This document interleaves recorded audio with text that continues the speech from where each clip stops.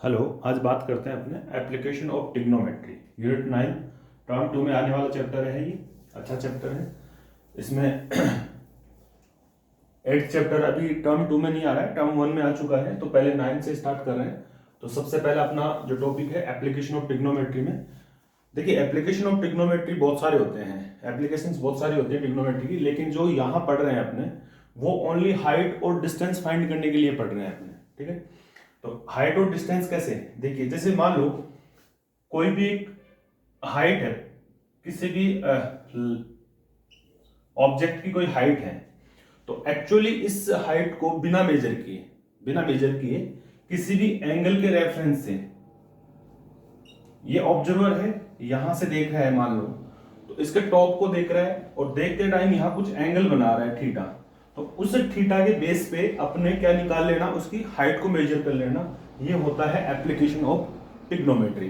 तो application of trigonometry का जो सबसे पहला कॉन्सेप्ट है उसको समझते हैं पहले। देखिए मान लो कोई ऑब्जर्वर है जो किसी ऑब्जेक्ट को ऑब्जर्व कर रहा है, तो ऑब्जर्व करने के दो ही तरीके हो सकते हैं कि वो ऑब्जेक्ट या तो उस ऑब्जर्वर की आई की जो हॉरिजॉन्टल लाइन है,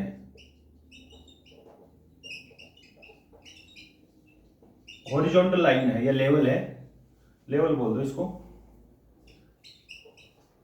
हॉरिजॉन्टल लेवल है, उससे या तो ऊपर हो या फिर नीचे हो। मान लो फॉर एग्जांपल ऑब्जेक्ट यहां है, फॉर एग्जांपल ऑब्जेक्ट यहां है, तो यहां से क्या करेगा, व्यूअर यहां से देखेगा उस ऑब्जेक्ट को, यहां देखेगा तो कुछ एंगल बनेगा। ये जो लाइन ऑफ हॉरिजॉन्टल है वो, और जो व्यूअर है जो देख रहा है, उस देखने वाली लाइन जिसको क्या बोलते हैं साइट, इसके बीच में कुछ एंगल बनेगा, साइड के बीच में, उसको मान लेते हैं थीटा एंगल बन रहा है। तो उस थीटा एंगल के बेसिस पे उसकी हाइट निकाल लेना कि ये हॉरिजॉन्टल लाइन से कितना ऊपर है। बस कंडीशन ये है कि अपने को उसकी परपेंडिकुलर डिस्टेंस कितने डिस्टेंस पे है वो एक चीज पता होनी चाहिए, या फिर अपने इस डिस्टेंस और इस हाइट में क्या कर सकते हैं, इस थीटा के बेसिस पे एक रिलेशन फाइंड कर सकते हैं।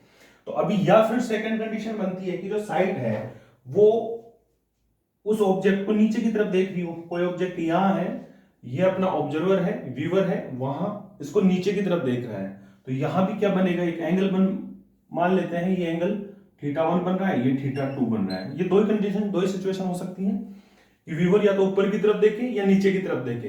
तो जब ऊपर की ओर देखता है यहां, तो जो एंगल बनता है इसको बोलते हैं एंगल ऑफ एलिवेशन, एलिवेट करना, ऊपर की तरफ देखना, और ये बनता है angle of depression, angle of depression यानी कि डिप्रेट करना, नीचे की तरफ देखना। तो ये दो सिचुएशन हो सकती है। ये ऑब्जर्वर है, ऑब्जर्वर की आई की हॉरिजॉन्टल लेवल से या तो ऑब्जेक्ट ऊपर होगा या नीचे होगा, तो दोनों कंडीशन में एंगल ऑफ एलिवेशन ऊपर की तरफ, एंगल ऑफ डिप्रेशन बनेगा आपका नीचे की तरफ। तो ये साइड यानी कि देख, नजर जिसको बोलते हैं, ये नीचे की तरफ होगी, ये दो सिचुएशन बनेगी।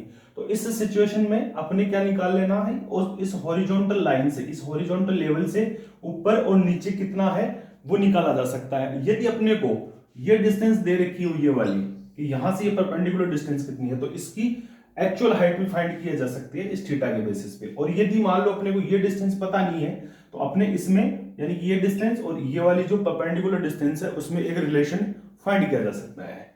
तो देखिए कैसे, इन सब चीजों को समझने के लिए अपने थोड़ा सा 8th चैप्टर में जाना पड़ेगा, वहां से स्टार्ट करते हैं इसको। तो इसमें जो मेन दो चीजें हैं, एक तो एंगल ऑफ एलिवेशन और एक एंगल ऑफ डिप्रेशन। देखिए एंगल ऑफ एलिवेशन और एंगल ऑफ डिप्रेशन में रिलेशन होता है क्या, मान लो ऑब्जर्वर यहां है, ये इसकी हॉरिजॉन्टल लेवल है आई का, तो ऊपर देख रहा है ये, तो ये एंगल ऑफ एलिवेशन हो गया। अब मान लो ऑब्जेक्ट अपना नीचे है, ठीक है, और यहां से देख रहा है इस ऑब्जेक्ट को, तो ये हो गया एंगल ऑफ डिप्रेशन, ये वाला एंगल ऑफ डिप्रेशन, ये वाला, ठीक है ना। इसको एडी लिखता हूं मैं और इसको एई लिखता हूं, एलिवेशन को। तो यूज हमेशा अपने को एंगल ऑफ एलिवेशन ही करना है। तो इस एंगल ऑफ एलिवेशन को एंगल ऑफ डिप्रेशन में कैसे कन्वर्ट करते हैं वो देखते हैं।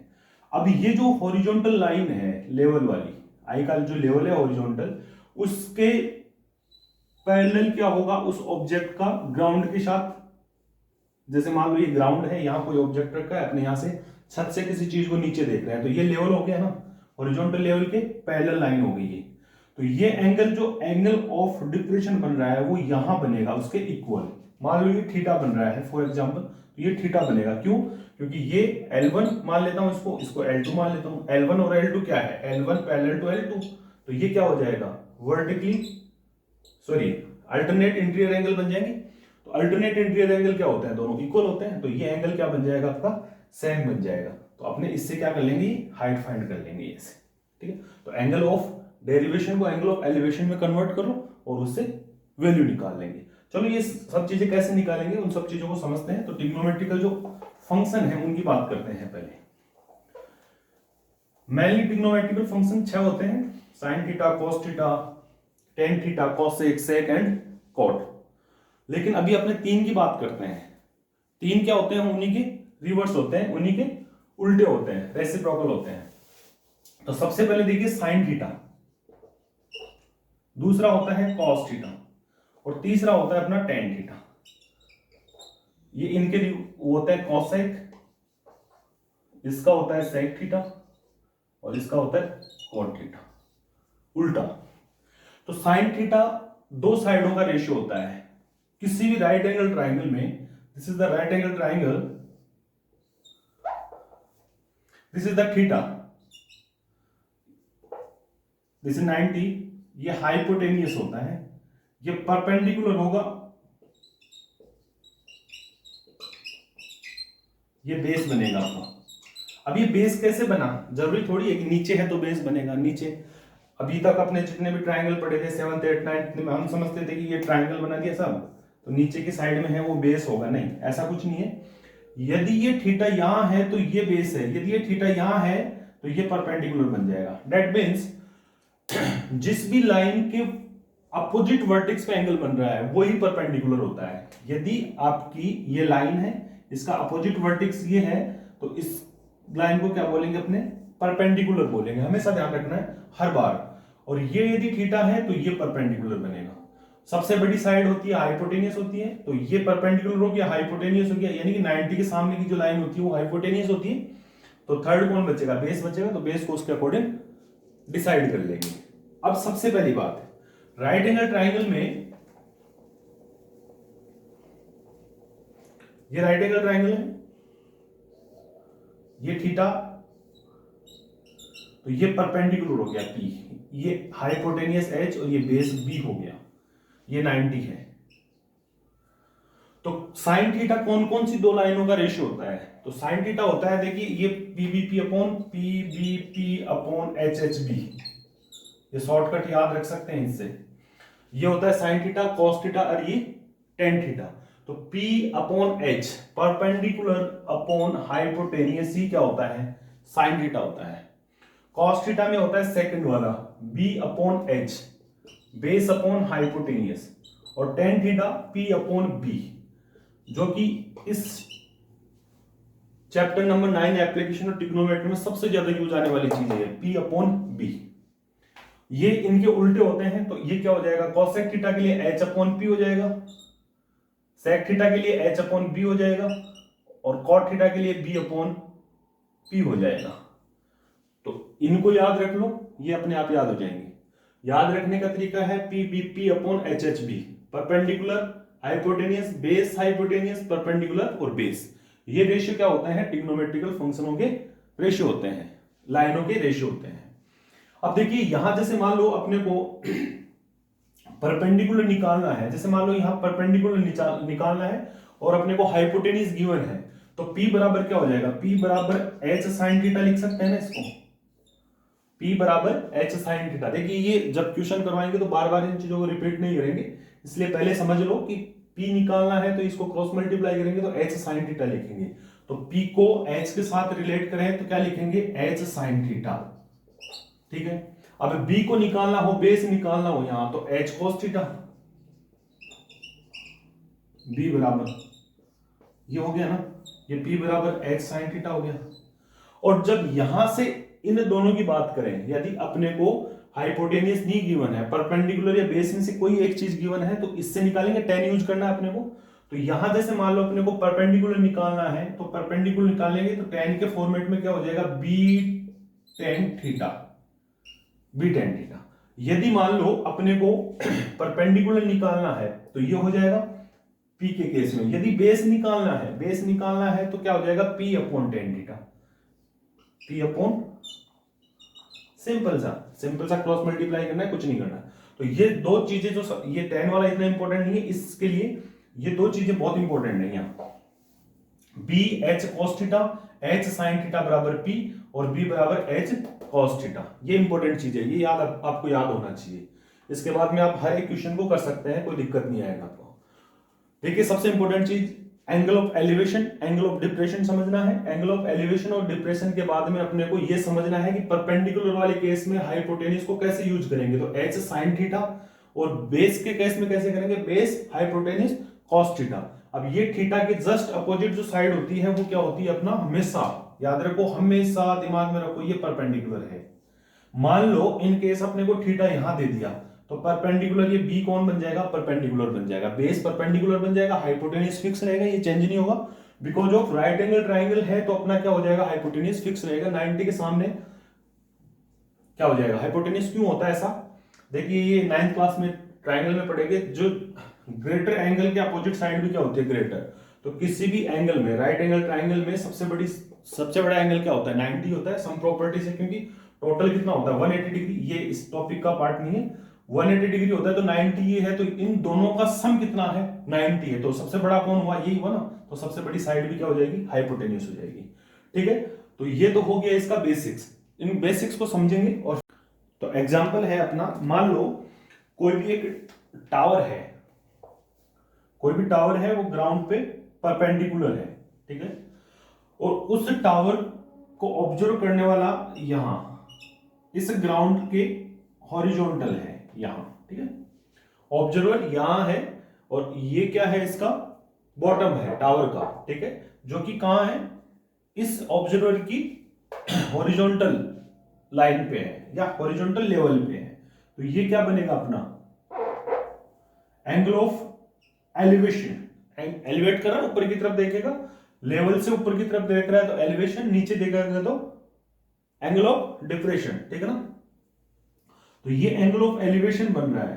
अब एंगल ऑफ एलिवेशन में अपने क्या कर रहे हैं, एक रिलेशन फाइंड कर रहे हैं, एक रिलेशन जनरेट कर रहे हैं। मान लो ये थीटा बना रहा है कोई भी एक एंगल, तो अपने को पूछ ले कि यदि ये डिस्टेंस अपने को बी दे रखी है, यानी ऑब्जर्वर की आई से लेके जिसका बॉटम है टावर का, वो बी डिस्टेंस दे रखी है, तो अपने को परपेंडिकुलर पी बराबर पूछ ले कि इसके साथ क्या रिलेशन होगा पी का। तो परपेंडिकुलर पी बराबर कितना होगा, देखिए यहां से पी कहां से निकल के आ रहा है, ओनली टेन से। देखिए पी बराबर क्या हो जाएगा, बी टेन थीटा हो जाएगा, बी टेन थीटा। तो पी बराबर कितना हो जाएगा, बी टेन थीटा। अब मान लो कई बार ऐसे बोल दे अपने को, तो देखिए टेन की जगह चेंज हो जाएगा अपने आप। मान लो ऐसे बोल दे कि जो ऑब्जर्वर की आई है वहां से लेके टॉप ऑफ टावर ये डिस्टेंस कितनी है, स्लैंट हाइट, स्लैंट लेंथ कितनी है। तो उस कंडीशन में अपने को क्या निकालना है, हाइपोटेन्यूज एच वाई। तो एच वाई दो कंडीशन में निकल सकता है, एक तो यहां एच निकल सकता है, एक यहां एच निकल सकता है।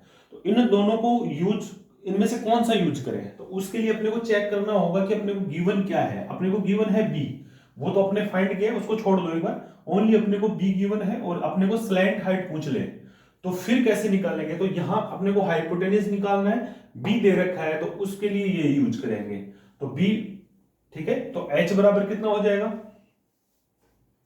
हाइपोटेन्यूज h निकालेंगे तो h बराबर b cos थीटा, ये हो जाएगा, ठीक है। और मान लो परपेंडिकुलर दे रखा है अपने को, और फिर अपने को ये पूछ ले, तो फिर ये वाला लगा लेंगे साइन थीटा वाला। तो देखिए अपने को क्या निकालना है, एच निकालना है। एच बराबर तो कितना हो जाएगा, पी अपॉन साइन थीटा। अब इनको सब वैल्यू को क्या करते हैं, प्रूफ करते हैं कि ये जो रखा है आपने सारा सही है क्या। फॉर एग्जांपल थीटा अपने मान लेते हैं जैसे 45 है एक एग्जांपल के लिए, ठीक है, या 60 मान लो। 45 में क्या कॉस और साइन में वैल्यू सेम बनेगी तो आप कंफ्यूज हो जाओगे, भाई एक ही चीज को रिपीट कर रहे हो आप। तो 60 ले लेता हूं मैं 60 डिग्री के लिए, और बी की वैल्यू है मैं ले लेता हूं 5 मीटर। रेड कलर से है वो मेरा इनका ऑब्जर्वेशन है, उसमें वैल्यू पुट करने के लिए। तो थीटा 60 दे रखा है, तो P बराबर कितना हो जाएगा 5 बी की वैल्यू 10 60 कितना होता है √3। अच्छा ये वैल्यू कितनी होती है 60 30 इनकी 45 इनकी, तो उनको भी एक बार डिस्कस कर लेंगे, एक बार ये समझ लेते हैं पहले। तो परपेंडिकुलर बराबर ये हो जाएगा। अब अपने को ये वैल्यू जो h निकल रहा है वो साइन और कॉस से अलग अलग निकल रहा है, तो दोनों कंडीशन में सेम निकलेगा क्या उसको चेक कर लेंगे, तो यहां वेरीफाई हो जाएगा अपना। तो P h निकालना है तो h कॉस के साथ, तो B कितना है 5 है कॉस 60, तो ये कितना हो जाएगा 1/2 कॉस 60 की वैल्यू होती है कॉस 60 1/2, तो 1/2 ऊपर जाएगा तो कितना बन जाएगा 10 मीटर। तो हाइपोटेन्यूस कितना बन जाएगा 10 मीटर। अब यहां चेक करो साइन 60 की वैल्यू कितनी होती है, देखिए P बराबर तो कितना दे रखा अपने को, P की वैल्यू यहां फाइंड की है, सेम एंगल के लिए यही बनेगा, P बराबर 5 √3 अपॉन साइन 60 होता है √3/2, तो 2 पर गया √3 से √3 कैंसिल, तो कितना आ गया 10 आ गया। तो दोनों कंडीशन में हाइपोटेन्यूस सेम हुआ ना, तो किसी भी एंगल में वैल्यू पुट करके, किसी भी ट्रिग्नोमेट्रिकल फंक्शन में आप वैल्यू पुट करके इसकी लेंथ या डिस्टेंस निकाल सकते हैं, ठीक है। तो सब वेरीफाइड है, तो ये एक एग्जांपल करके कर भी लिया आपने, तो हो गया वेरिफिकेशन हो गया इसका। तो यहां कोई कंफ्यूजन नहीं होना चाहिए आपकी, ठीक है। अब सेम चीज जैसे मान लो कि ऑब्जर्वर की कुछ हाइट होती, यहां एक चेंज करता हूं थोड़ा सा मैं, ऑब्जर्वर की कुछ हाइट होती ग्राउंड से, ठीक है। जैसे मान लो ये ऑब्जर्वर यहां स्टैंड कर रहा है, यहां है, ये इसकी आई है, तो यहां से वो दोनों तरफ देख रहा है, एक तो टॉप को भी देख रहा है, टॉप ऑफ टावर भी देख रहा है, और एक उसके फुट को भी देख रहा है, या जहां पे स्टैंड कर रहा है वो ग्राउंड पे भी देख रहा है। तो यहां दो एंगल बनेंगे, एक तो एंगल ऑफ एलिवेशन और एक एंगल ऑफ डिप्रेशन। तो देखिए अपने को एंगल डायग्राम नहीं गिवन होगा, अपने को एंगल ऑफ एलिवेशन और डिप्रेशन यहां से मेजर करना पड़ेगा। ये जो ग्राउंड की जो लाइन है इसके और इस आई के हॉरिजॉन्टल क्या करेंगे, एक लाइन ड्रॉ करेंगे। तो यहां से एंगल ऑफ एलिवेशन, तो देखिए ये भी गलती करते हैं स्टूडेंट, क्या करते हैं एंगल ऑफ एलिवेशन इसको मेजर करते हैं, ये गलत है। एंगल ऑफ एलिवेशन होता है हॉरिजॉन्टल लाइन से कितना नीचे देख रहा है वो, हॉरिजॉन्टल लाइन ये है, हॉरिजॉन्टल लाइन ये है, तो इससे कितना नीचे देख रहा है, तो एंगल ऑफ डिप्रेशन ये होगा, और एंगल ऑफ एलिवेशन इस हॉरिजॉन्टल लाइन से कितना ऊपर देख रहा है वो होगा। तो ये तो होगा आपका एंगल ऑफ एलिवेशन, और ये एंगल ऑफ डिप्रेशन, ये ध्यान रखना। हॉरिजॉन्टल लाइन से ये आई, ऑब्जर्वर की आई से कितना नीचे देख रहा है, तो ये एंगल होगा, न कि ये वाला एंगल होगा, ठीक है। तो ये होगा। अब इस कंडीशन में अपने को पूछ ले what is the ratio of this height and this height, तो ऑब्जर्वर की हाइट तो ये है, और ये क्या है टोटल टावर की हाइट है। तो टावर की हाइट में क्या है, ऑब्जर्वर की हाइट भी इंक्लूड है।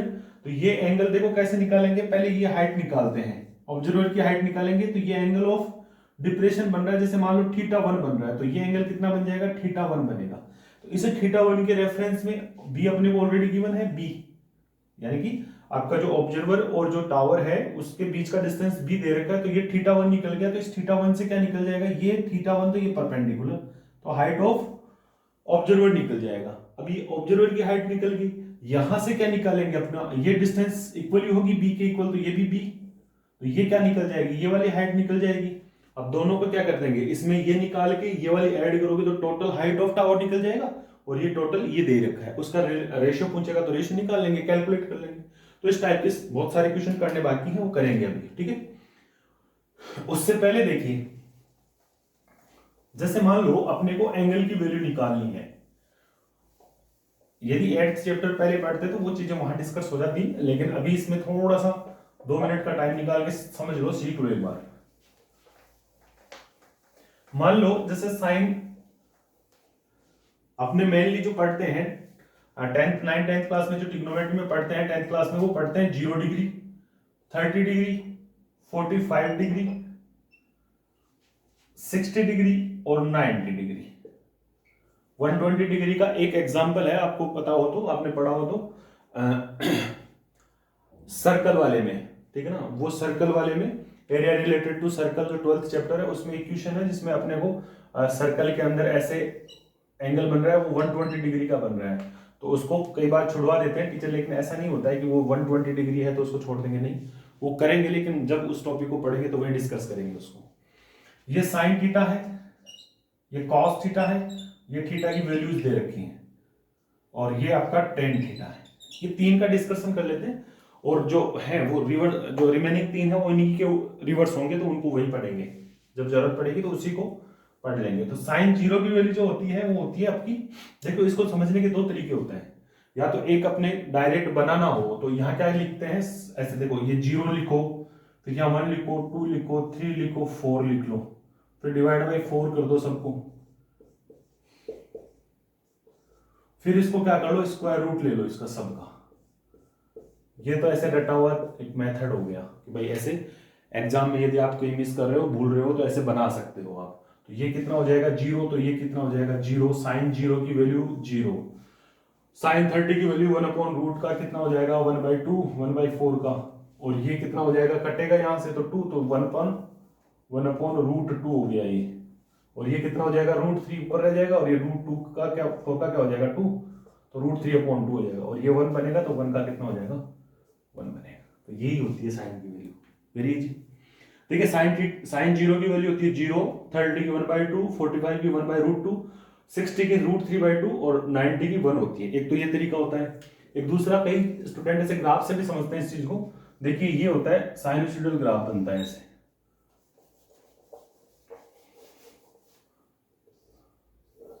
पर इसके लिए क्या होना चाहिए, आपको बेसिक नॉलेज होना चाहिए कि इसका जो डोमेन होता है वो कितना होता है। मैक्सिमम वैल्यू जो बनती है साइन की और कॉस की वो बनती है 1, और मिनिमम भी 1 बनती है, इनकी जरूरत नहीं है। ये जो एंगल बनता है वो कितने पे बनती है 90 पे, ठीक है। तो देखिए ये साइन का ग्राफ है, तो साइन की वैल्यू 90 पे क्या होती है, मैक्सिमम होती है, फिर वापस डिक्रीज करती है, तो वो पढ़ना ही नहीं है अभी। तो साइन 0 डिग्री, फिर या 30, 45 डिग्री, 60 डिग्री, ये सब चीजें, तो यहाँ वैल्यू क्या कर रही है, बढ़ती जा रही है। तो याद रखने का तरीका ये भी है, देखो जीरो आया, फिर ये वैल्यू इससे बड़ी है, और ये इससे बड़ी है, और ये इससे बड़ी है, और ये सबसे बड़ी है इनमें, ठीक है ना। तो एक तरीका ये भी होता है ऐसे याद रखने का कि साइन की जो वैल्यू है वो बढ़ती है थीटा के साथ, ठीक है ना। कब, जब उसके प्रिंसिपल डोमेन में बात करते हैं, ये सब चीजें छोड़ो, प्रिंसिपल डोमेन के बाद में पढ़ेंगे, 11th क्लास में भी नहीं छोड़ो इसको, आप डायरेक्ट याद रखो इनको। तो 0, 1/2, 1/√2, √3/2 और 1। अब देखिए कोस के केस में क्या होता है, ये उल्टे होते हैं। कैसे, अभी ये ग्राफ मैंने अरेंज कर दिया, ये वाला ऐसे बन रहा है ना ग्राफ, ये वाला यहां से बनता है ऐसे उल्टा। तो जब ये मैक्सिमम हो रहा था ये मिनिमम होता है, और ये मिनिमम होता है तो ये मैक्सिमम होता है। तो ये जो 90 पे जो बनेगा वो कितने पे बनेगा, 0 पे बनेगा। 130 पे बनेगा वो कितने पे बनेगा, 60 पे बनेगा, तो √3/2, और ये सेम बनते हैं यहाँ 45 पे, तो ये कितना हो जाएगा 1/√2, ये 1/2 और ये 0। अच्छा, आपने 8th चैप्टर पढ़ा होगा तो एक रिलेशन भी पढ़ा होगा, क्या कि tan थीटा बराबर क्या होता है, tan थीटा बराबर होता है sin theta upon cos theta. तो इनका क्या कर दो, सबका रेशियो कर दो, वही क्या हो जाएगा, tan की वैल्यू हो जाएगी। यानी कि इस 0 अपॉन क्या रखोगे, 1 रखोगे तो कितना आएगा 0 आएगा, और इसको 1 में रखोगे तो कितना आ जाएगा, ऊपर चला जाएगा, 2 से 2 कैंसिल हो जाएगा, तो 1/√3, और ये 1 आ जाएगा, और ये क्या आ जाएगा √3 आ जाएगा, और ये कितना आ जाएगा इंफिनिटी आ जाएगा, नॉन डिफाइंड। तो ये हो गए इनकी वैल्यूज। अब जैसे मान लो कोसेक की निकालनी है, कोसेक 30 की तो कितनी हो जाएगी 2 हो जाएगी, इसका उल्टा कोसेक 45 की √2 हो जाएगी, कोसेक 60 की 2/√3 हो जाएगी, और ये क्या हो जाएगी, जैसे इसका रेसिप्रोकल करेंगे तो इनफाइनाइट हो जाएगा, यानी नॉन डिफाइंड टर्म बन जाएगा।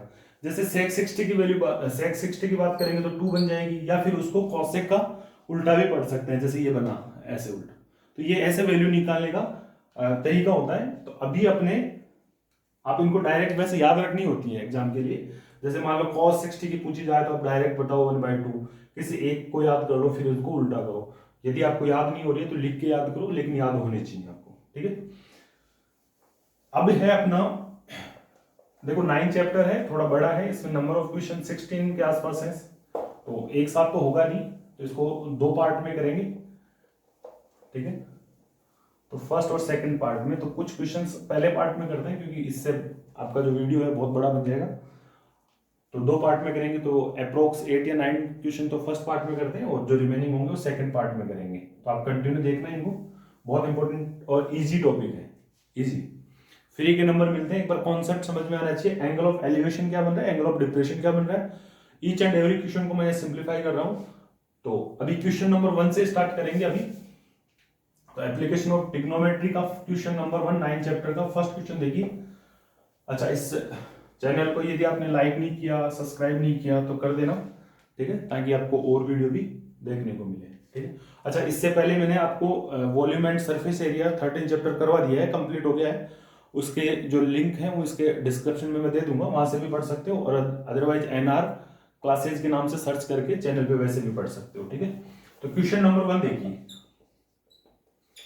क्वेश्चन नंबर 1 है आपका, a circus artist is climbing of 20 metre long rope which is tightly stretched and tied from the top of the vertical pole of the ground. Find the height of the pole if the angle made by the rope with the ground level is 30.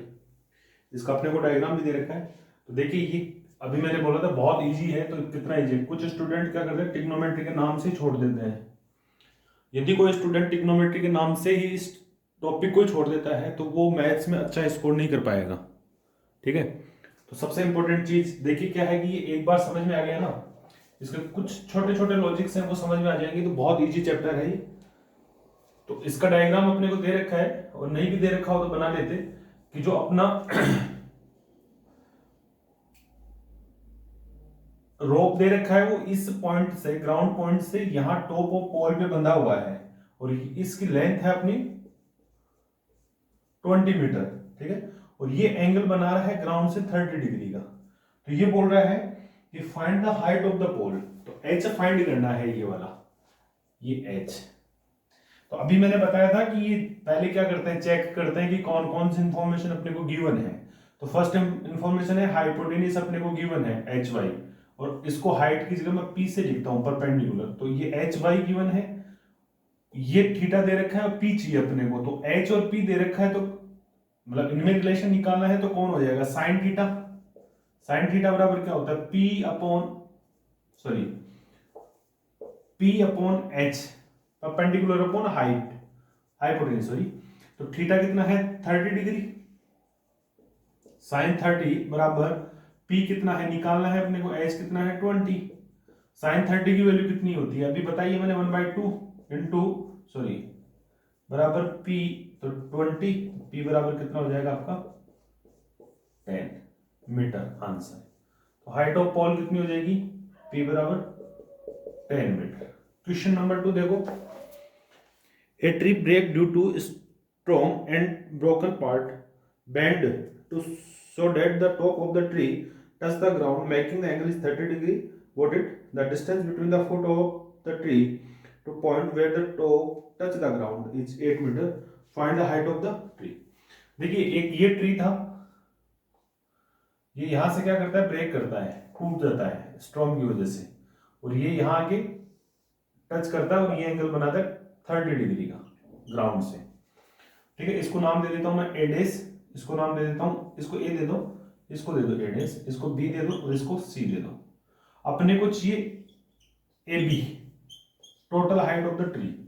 तो उसके लिए, और ये अपना जो distance जहां पे touch कर रहा है वो 8 मीटर दे रखा है, एंगल दे रखा है।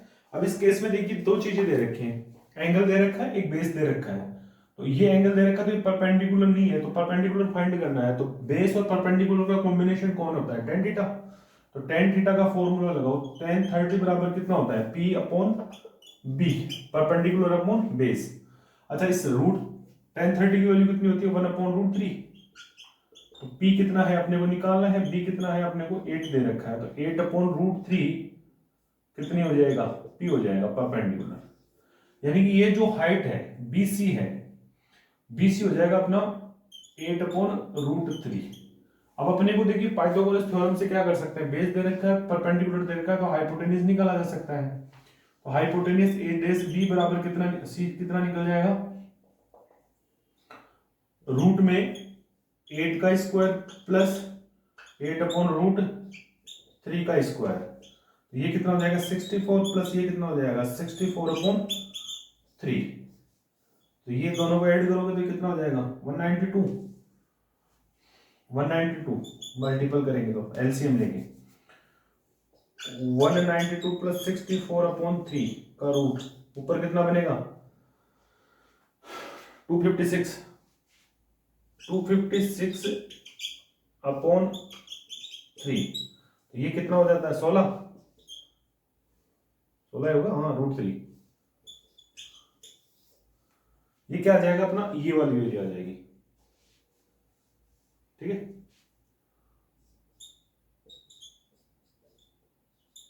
अब टोटल अपने को चाहिए ये वाला, तो ये क्या हो जाएगा ए बी बराबर कितना हो जाएगा बी सी प्लस सी ए डैश, तो ये तो कितना दे रखा है 8√3, ये 16 अपॉन √3, तो √3 एलसीएम आ जाएगा तो कितना हो जाएगा 32 सॉरी 24 अपॉन √3। देखिए ये आंसर हो गया, लेकिन डिनोमिनेटर में क्या नहीं होना चाहिए, रूट में वैल्यू नहीं होनी चाहिए, या रूल होते हैं सिंप्लीफिकेशन के, फाइनल कंक्लूजन की, डिनोमिनेटर में डेसिमल की वैल्यू नहीं होनी चाहिए, नेगेटिव साइन नहीं होना चाहिए, रूट में वैल्यू नहीं होनी चाहिए, तो वो कंप्लीट सॉल्यूशन में काउंट नहीं होता है। तो इसको क्या करें, ऊपर नीचे √3 से मल्टीपल कर लें, ठीक है। तो ये क्या हो जाएगा, नीचे 3 बन जाएगा और ऊपर रूट चला जाएगा, तो ये कितना हो जाएगा 8, तो 8√3 इज द फाइनल आंसर। ये वाला टोटल जो हाइट ऑफ द ट्री होगी वो कितनी हो जाएगी 8√3, इसमें कुछ भी नहीं किया मैंने, 24 ये लिखा हुआ था 24 अपॉन √3, तो डिनोमिनेटर में रूट को हटाना होता है तो सेम वैल्यू से ऊपर नीचे मल्टीपल कर देते हैं ताकि वो क्या हो जाए, रूट हट जाए, इनका रूट हट जाएगा, तो ये कितना मिलेगा 24√3, तो ये 8, तो 8√3 मीटर आंसर, ठीक है। अब क्वेश्चन नंबर 3 देखो, बहुत इजी है। क्वेश्चन नंबर 3 है, a contractor plan to install 2 slide for the children to play in the park for a children below the age of 5 years.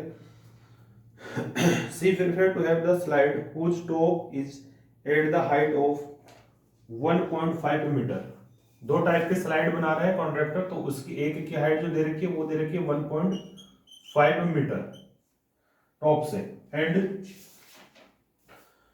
Is inclined at the angle is 30 degree. Inclined कर रहा है angle ground से कितना degree का, यानी कि ये जो स्लाइड है वो झुकी हुई है, इंक्लाइंड का मतलब झुकना होता है, झुकी हुई है 30 डिग्री पे, ठीक है ना।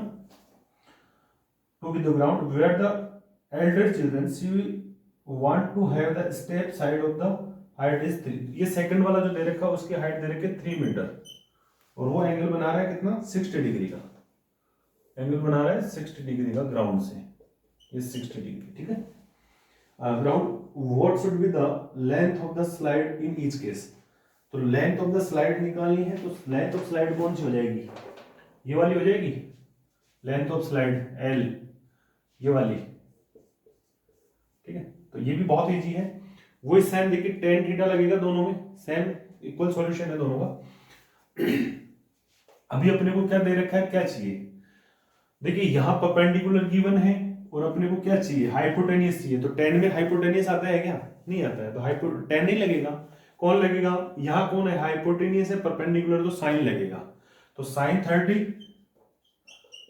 30 बराबर कितना हो जाएगा P upon H, perpendicular upon hypotenuse, अपने को चाहिए कौन हाइपोटेनियस, तो P अपॉन साइन 30 हो जाएगा, P कितना है 1.5, और साइन 30 की वैल्यू कितनी होती है 1/2, ये ऊपर जाएगा तो कितना हो जाएगा 3, तो मीटर में दे रखा तो 3 मीटर, तो इस लेंथ कितनी हो जाएगी 3 मीटर हो जाएगी इसमें, बहुत इजी है। और ये वाला कितना हो जाएगा, वही साइन 60 बराबर कितना हो जाएगा 3/L, L बोल दो या फिर इसको H बोल दो हाइपोटेनियस, ठीक है ना, यहाँ L लिया तो L, साइन 60 की वैल्यू कितनी होती है √3/2, बराबर 3/L। तो ये क्या आ जाएगा, नीचे, ये ऊपर चला जाएगा।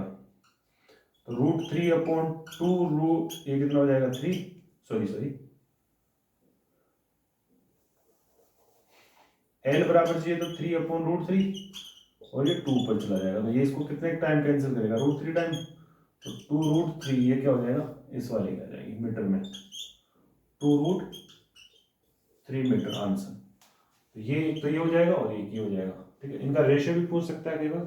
तो रेशियो में क्या करेंगे, दोनों को डिवाइड कर देंगे, यानी 3 मीटर अपॉन 2/√3। तो वो √3 से √3 टाइम कैंसिल कर देगा, तो इसका रेशियो भी आ जाएगा कि इनका स्लाइड का लेंथ का क्या रेशियो है। ठीक है, next question, question number 4।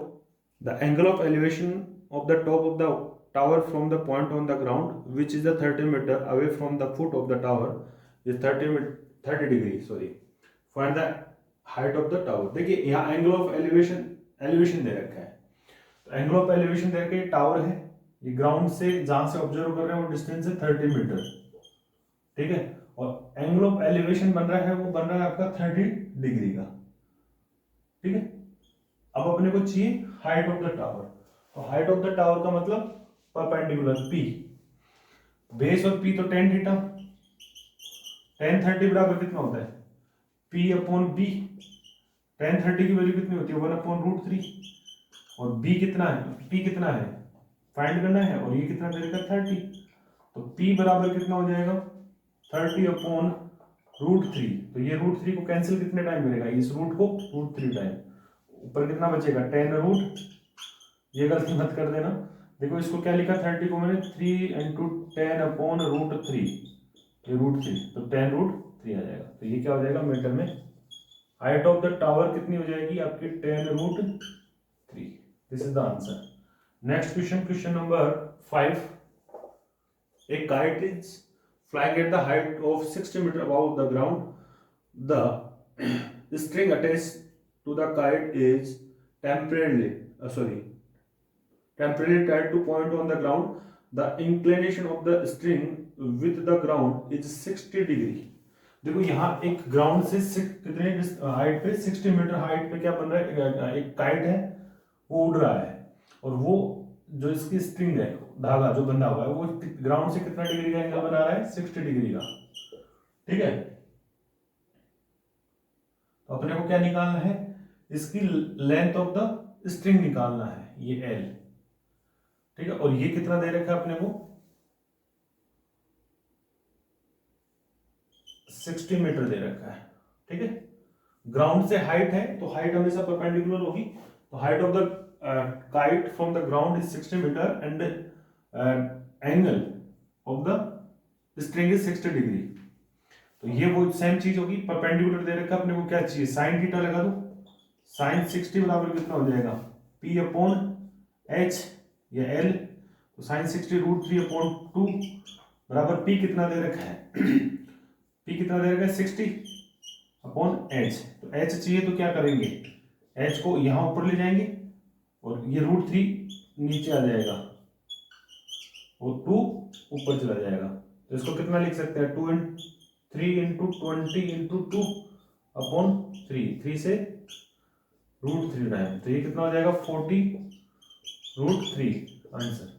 Length of string, धागे की लंबाई कितनी हो जाएगी, 40√3 मीटर हो जाएगी। ठीक है, question number 6। A 1.5 meter tall boy is standing at the some distance from the 30 meter tall building. The angle of elevation from the eye of the top of the building increasing from 30 to 60 as the walking towards the building. Find the distance he walking towards the building. बहुत अच्छा question है, तो अच्छे क्वेश्चनों की starting यहीं से है, पीछे तो बहुत इजी क्वेश्चन दे रखे थे। देखिए 1.5 टोल एक बॉय है, वो स्टैंडिंग है, खड़ा है यहाँ, और ये एक बिल्डिंग है, उसकी जो टोटल हाइट है वो 30 मीटर है। ठीक है, ये भी मीटर है। ये क्या कर रहा है, यहां से कंटिन्यू इस वॉल की तरफ, दीवार की तरफ चल रहा है, और ये इसकी आई से जो एंगल ऑफ एलिवेशन है वो फर्स्ट कंडीशन में बन रहा है 30 डिग्री। तो 30 डिग्री, तो इसकी हॉरिजॉन्टल लाइन ड्रॉ करेंगे पहले, तो हॉरिजॉन्टल ये 30। सेकंड सिचुएशन में ये एंगल क्या हो रहा है, बढ़ रहा है, 60 डिग्री हो रहा है। देखिए ये एक बार सेकंड जो सिचुएशन बन रही है वो यहां आ गया फॉर एग्जाम्पल, तो एंगल हो गया 60। यदि ये अपने को ऐसे नहीं बोलता कि 30-60 कंटिन्यू एंगल है, तो भी अपने पता लगा लेते कि जैसे जैसे ऑब्जेक्ट की तरफ जा रहे हैं तो एंगल बढ़ेगा। सी ये लाइन है तो यहां से ऑब्जर्वर यहां है तो एंगल कम होगा कंपेयर टू यहां से, ये सॉरी यहां से और यहां आते आते क्या बन जाएगा, 90 बन जाएगा। तो जैसे जैसे ऑब्जेक्ट की तरफ जाते हैं सेम हाइट के लिए कंडीशन ही ये फिक्स होना चाहिए, कांस्टेंट होना चाहिए, तो एंगल बढ़ता जाएगा। ठीक है, तो अभी अपने को इस टाइप का मेजरमेंट दे रखा है। तो सबसे पहले ये ग्राउंड, तो ये height of this part is 1.5 metre, तो दिस रिमेनिंग पार्ट इज 28.5। अभी अपने को यूज भी यही आएगा 28.5 भी, बिकॉज जो राइट एंगल ट्राइंगल बन रहे हैं वो ऊपर ही बन रहे हैं, नीचे इनका यूज नहीं है। तो ये बोल रहा है कि ये यहां से यहां स्टार्ट, ए पॉइंट से स्टार्ट किया और बी पॉइंट पे जब पहुंचा तो ये डिस्टेंस कितनी कवर की उसने, कितना डिस्टेंस चला। तो मान लेते हैं कि ये जो ए से सी पॉइंट के लिए जो डिस्टेंस है वो है x और ये वाली है आपकी y। अभी अपने को निकालना है x माइनस वाई बराबर। ठीक है, तो फर्स्ट देखिए ये वाली क्या है, x है, तो x के लिए वही देखिए, ये बेस ये परपेंडिकुलर, तो बेस परपेंडिकुलर का मतलब tan थीटा। तो यहां देखिए tan 30 बराबर कितना हो जाएगा, P अपॉन B। तो P कितना है 30 अपॉन B कितना है x, this is the x। तो tan 30 की वैल्यू 1 अपॉन रूट 3 बराबर x, सॉरी 30 नहीं है, ये 28.5 है, ये 28.5 है। 30 तो पूरी है, अपने को इतनी चाहिए जितना राइट एंगल की परपेंडिकुलर में यूज हो रहा है। तो x की वैल्यू निकालेंगे तो ये जाएगा इधर, ये इसको क्रॉस मल्टीप्लाई करेंगे तो ये x यहां है 28.5 अपॉन x। ठीक है, तो x बराबर कितना हो जाएगा, x बराबर 28.5 इंटू रूट 3, ये x की वैल्यू हो जाएगी। ऐसे अपने y के लिए छोटा वाला ट्रायंगल ले लें, ये वाली जो लेंथ है वो कितनी है, y है। तो इस y को निकालने के लिए एंगल कितना बन रहा है, 60 बन रहा है। ठीक है, तो इसमें दूसरा ट्रायंगल बनाने की जरूरत नहीं, इसी में समझ लो। तो 60 डिग्री बन रहा है, ये वाला ट्रायंगल की बात कर रहा हूं मैं। तो वही tan 60 बराबर कितना हो जाएगा, सेम हाइट 28.5 अपॉन y। इसकी 60 की वैल्यू हो जाएगी रूट 3 बराबर 28.5y।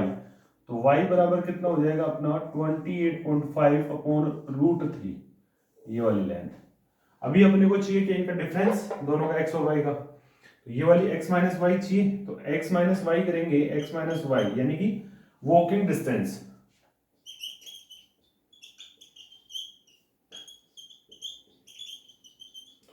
उसने कितनी डिस्टेंस कवर कर ली यहां से चल के, तो वो वाली। तो x माइनस वाई करेंगे, x माइनस वाई बराबर x कितना था, x बराबर ये निकला था 28.5 रूट 3 माइनस 28.5 अपॉन रूट 3। तो रूट 3 क्या ले लेते हैं एलसीएम, तो ये तो कितना बन जाएगा 3, तो 28.5 इंटू 3 माइनस 28.5। देखिए इसको दो तरीके से कर सकते हैं, एक तो इसको 3 से मल्टीपल करो 28.5 को, एक ऐसे करो 28 को कॉमन ले लो, 28.5 को कॉमन लोगे तो कितना 3 माइनस 1 अपॉन रूट 3। तो ये 2 बनेगा, तो 57, 28 इंटू 2 कितना बना 57, 28.5 इंटू 2 अपॉन रूट 3। अब ये रूट 3 को वापस से हटाना है तो क्या करेंगे, रूट 3 इंटू रूट 3, तो ये कितना हो जाएगा, ये 3 बन जाएगा नीचे, तो 90, 19 3 जब 57 होता है, ये 3, तो ये क्या हो जाएगा मीटर। तो ये जो डिस्टेंस आई है, ये वाली कवर डिस्टेंस ये आई है उसकी 19 रूट 3 मीटर। उसने ये एंगल बनने तक जब वॉकिंग किया तो इतना डिस्टेंस कवर कर लिया।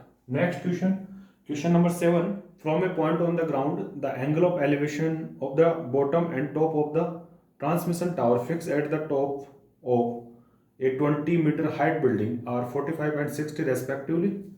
Find the height of the tower. देखिए 45 और 60 डिग्री के एंगल बने हुए हैं। तो ये क्वेश्चन ऐसा है, एक बिल्डिंग है, ये बिल्डिंग मान लेते हैं। इस बिल्डिंग के टॉप पे क्या बना हुआ है, एक टावर बना हुआ है। ये इस टावर का जो एंगल है एक ग्राउंड पॉइंट से, ग्राउंड पे कोई पॉइंट है, इसके बॉटम पे और टॉप पे जो है वो अलग अलग बन रहे हैं। जो यहां बन रहा है बॉटम पे वो बन रहा है 45 डिग्री का, तो ये जो टॉप पे बन रहा है वो 60 डिग्री का। और हाइट ऑफ बिल्डिंग है वो कितना दे रखा है अपने को, 20 मीटर। अपने को हाइट ऑफ टावर निकालना है, ये वाला h मान लो इसको, ये वाला। तो वही सेम देखिए, यहां जो छोटा वाला जो ट्राइंगल है जिसका एंगल 45 बन रहा है, ये वाला, इसके लिए ये जो ग्राउंड पॉइंट पे जो है वो बिल्डिंग के फुट तक का जो डिस्टेंस है वो x मान लेता हूं मैं, जो दोनों कंडीशन में एक ही रहेगा x ही। सेकंड के लिए भी 60 डिग्री के लिए, 45 डिग्री के लिए। तो x को क्या करते हैं, रिलेट करते हैं किससे, इस हाइट से, ठीक है। यानी x की वैल्यू निकाल दे फर्स्ट वाली कंडीशन में। तो x बराबर कितना बनेगा, देखो 10.45 बराबर कितना हो जाएगा, 20 अपॉन बेस x। तो 45 की वैल्यू 1 होती है, तो 20 अपॉन x, तो x बराबर कितना आ गया अपना 20। फर्स्ट सिचुएशन से अपनी x की वैल्यू आ गई। ये जो डिस्टेंस है वो कितनी है, 20। अब सेकंड जो सिचुएशन बन रही है, बड़ा वाला ट्रायंगल, ये वाला, तो ये कितना हो जाएगा, वही 10 60 डिग्री बराबर कितना हो जाएगा, ये वाली हाइट, ये कितनी हो जाएगी 20 प्लस h। h की वैल्यू चाहिए अपने को, बेस कितना है 20, x है वैसे, लेकिन x की वैल्यू अपने निकाल ली तो डायरेक्ट पुट कर देता हूं मैं। 60 की वैल्यू कितनी होती है, √3 बराबर 20 प्लस h अपॉन 20। तो 20 √3 बराबर 20 प्लस h, तो h बराबर कितना हो गया 20 √3 माइनस 20, तो 20 एलसी कॉमन ले लोगे तो कितना बचेगा, √3 माइनस 1, तो ये क्या हो जाएगा, h हो जाएगा। तो हाइट ऑफ टावर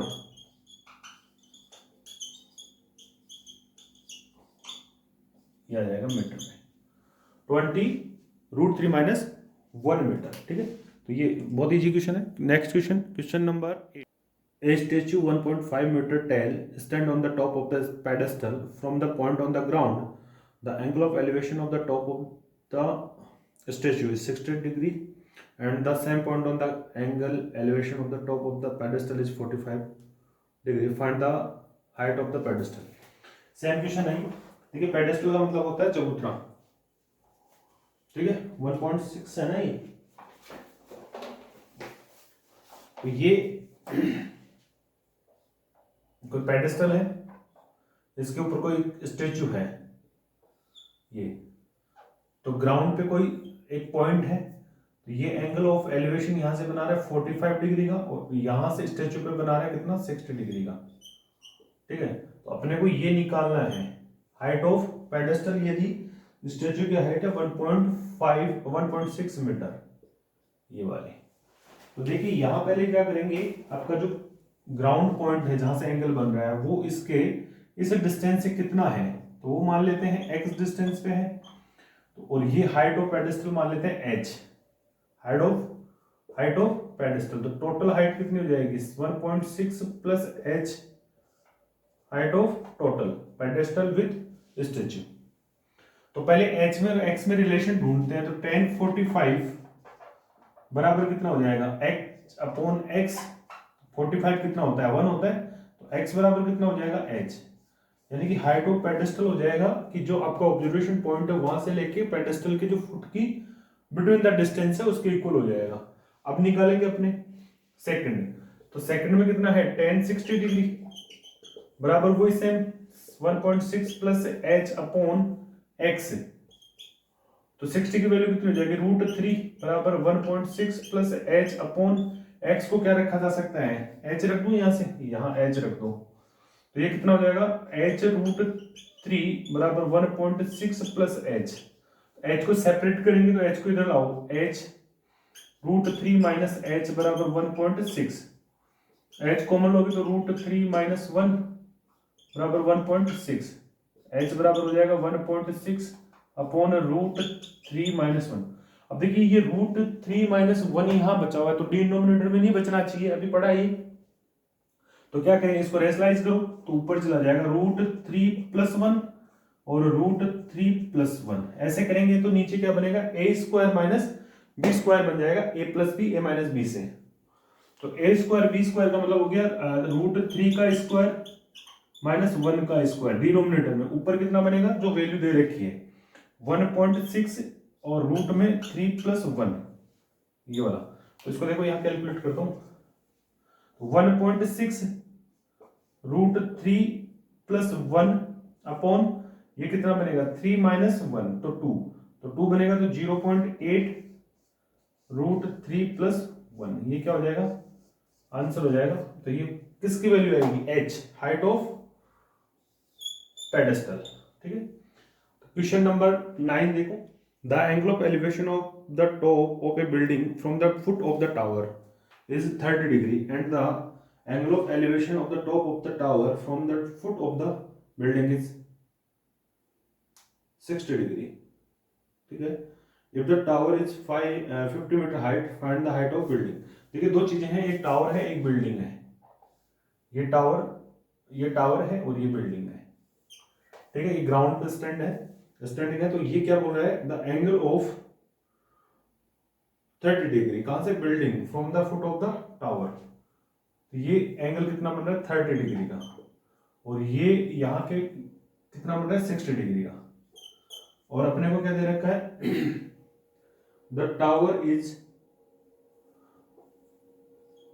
50 मीटर। देखिए यहां समझने की बात ये है कि सर आपको कैसे पता लग रहा है कि हाइट में टावर बड़ा है या बिल्डिंग बड़ा है, तो पहले तो कॉमन सेंस, फिर दूसरी चीज ये एंगल जिसका ज्यादा बड़ा उसके अपोजिट साइड भी उतनी बड़ी, तो इसको 50 मान लेंगे तो टावर बड़ा है।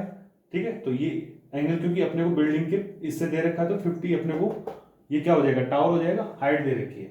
अभी अपने को चाहिए हाइट ऑफ बिल्डिंग बी, इसको एच मालूम है एच।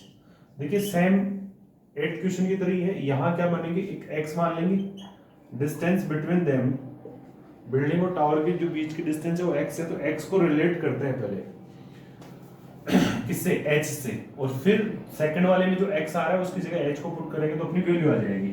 तो पहले देखिए कैसे करेंगे इसको, इस वाले ट्रायंगल में देखो, बिल्डिंग वाले में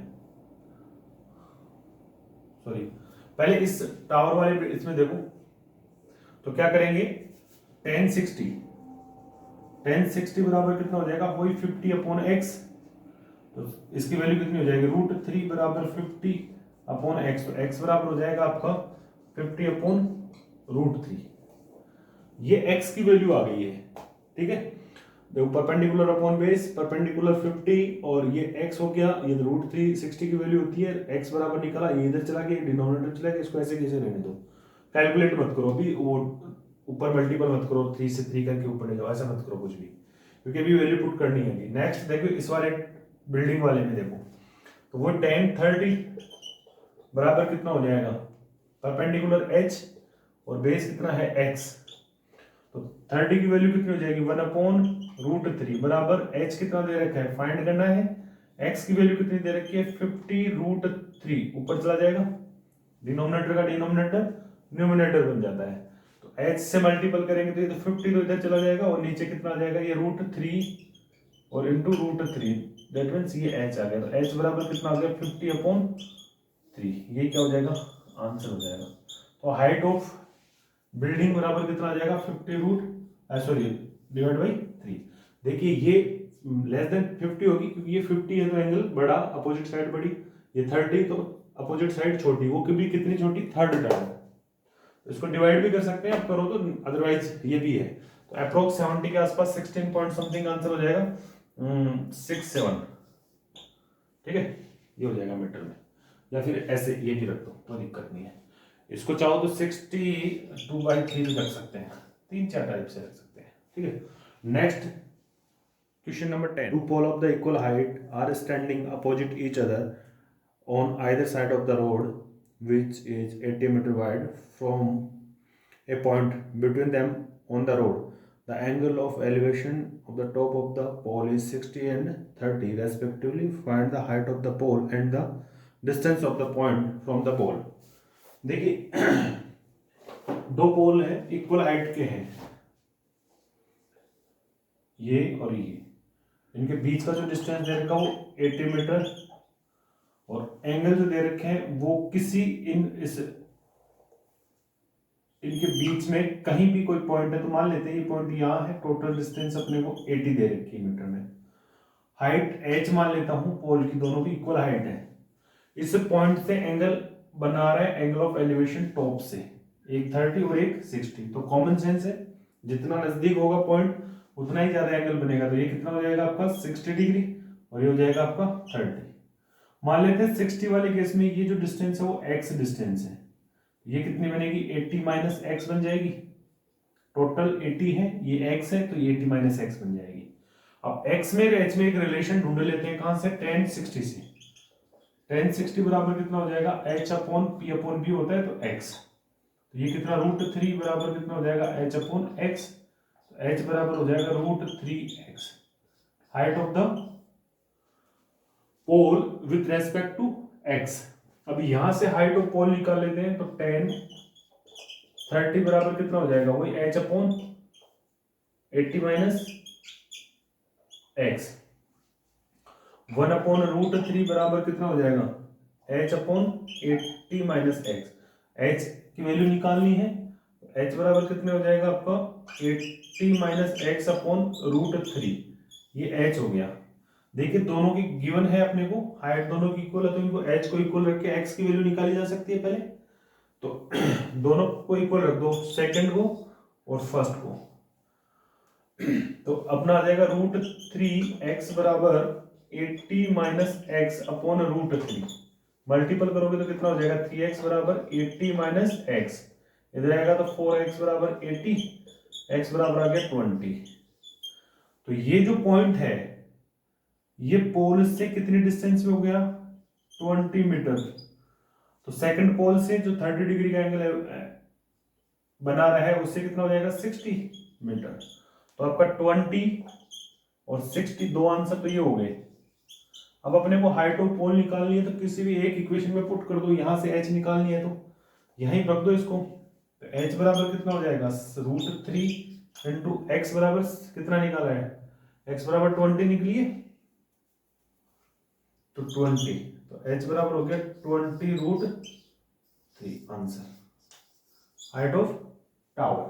तो ये हो गया है अपना 10 क्वेश्चन हो गए इसमें, तो इसको दो पार्ट में करेंगे, एक पार्ट में थोड़ा लेंथी हो जाएगा वीडियो, तो इसमें अभी इतना ही करते हैं, नेक्स्ट 11 to 16 जो क्वेश्चन है वो सेकंड वीडियो में V2 में करेंगे, ठीक है। तो यदि आपको कोई डाउट हो, कंफ्यूजन हो इतने क्वेश्चन के, या कोई कॉन्सेप्ट में कुछ लगे कि भाई ये ऐसे कैसे हो गया या कुछ भी आपके, तो आप पूछ सकते हैं, कमेंट कर सकते हैं।